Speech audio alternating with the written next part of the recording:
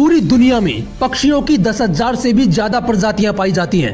सभी के वही 2 पंजे, 2 पंख और एक गर्दन होती है। लेकिन इन्हीं में से एक ऐसा पक्षी है जिसकी एक अलग ही पहचान है, जो आसमान का सीना चीर के हजारों मीटर ऊपर 120 किलोमीटर प्रति घंटे की रफ्तार से उड़ता है, जो खुद से कई गुना वजन के शिकार को भी अपने पंजों में दबोच कर उड़ जाता है। और इसीलिए उसे पक्षियों का राजा कहा जाता है, जिसे हम बाज के नाम से जानते हैं।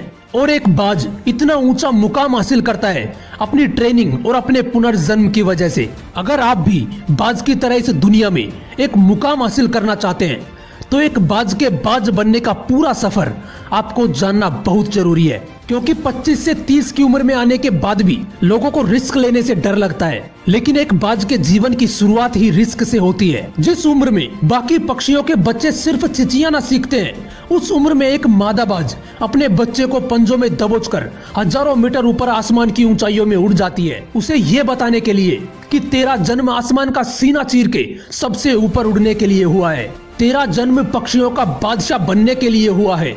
जमीन से हजारों मीटर ऊपर ले जाकर मादा बाज उसे अपने पंजों से छोड़ देती है, और यहीं से शुरू होती है उसकी हाई रिस्क ट्रेनिंग। वो चूजा जमीन की तरफ तेजी से गिरने लगता है।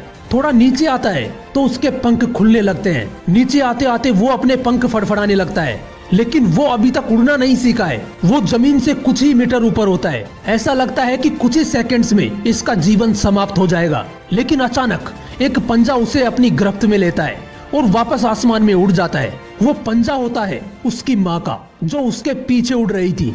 उसकी ये ट्रेनिंग तब तक चलती रहती है जब तक वो उड़ना नहीं सीख जाता। इतनी हाई रिस्क ट्रेनिंग होने के बाद इस दुनिया को एक बाज मिलता है। बारिश के वक्त जब सारे पक्षी आश्रय की तलाश करते हैं, तब यही बाज बादलों से ऊपर उड़ता है। एक बाज की उम्र लगभग 70 साल होती है। जब वह 40 साल का होता है तो एक परेशानी उसकी जिंदगी में मौत बनकर आती है, जो आपके परेशानियों की तुलना में बहुत बड़ी होती है। क्योंकि 40 साल की उम्र में बाज की चोंच इतनी मुड़ जाती है कि उसे शिकार निगलने में बहुत परेशानी होती है।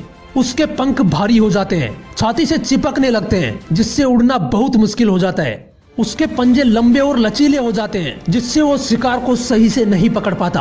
अब उस बाज के पास सिर्फ 3 रास्ते होते हैं। पहला, वो अपना शरीर त्याग सकता है।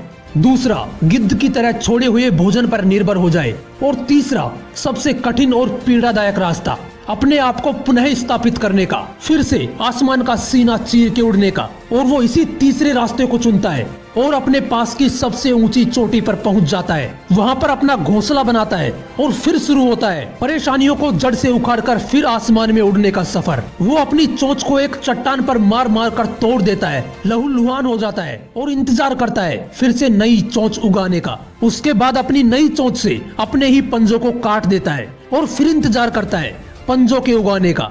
उसके बाद वो अपने एक एक पंख को अपने शरीर से अलग करता है और फिर इंतजार करता है नए पंख उगाने का। और इस प्रक्रिया में उसे समय लगता है पूरे 5 महीने का। इन 5 महीनों की कड़ी तपस्या से एक बाज का पुनर्जन्म होता है। वो फिर से तैयार हो जाता है आसमान का सीना चीर के उड़ने के लिए। जो 3 रास्ते बाज के पास थे, वही 3 रास्ते आपके पास भी होते हैं। लेकिन कुछ लोग पहले रास्ते को चुनते हैं और परेशानियों के बोझ तले दबकर सुसाइड कर लेते हैं। ज्यादातर लोग दूसरे रास्ते को चुनते हैं। वो परेशानियों का बोझ पड़ते ही अपने लक्ष्य को छोड़कर एक नॉर्मल लाइफ जीने लगते हैं। और कुछ वो लोग भी होते हैं जो इन परेशानियों को लात मारकर अपनी मेहनत के दम पर बाज की तरह आसमान की बुलंदियों को छूते हैं। दोस्तों, बाज की ये ट्रेनिंग हमें एक बहुत बड़ी सीख देती है कि अगर रिस्क लेना पड़े तो लो, लेकिन अपने फील्ड में अपने आप को इतना ट्रेन कर लो कि उस फील्ड में आपसे ऊपर उड़ने के बारे में सोचकर ही लोगों के पसीने छूट जाएं।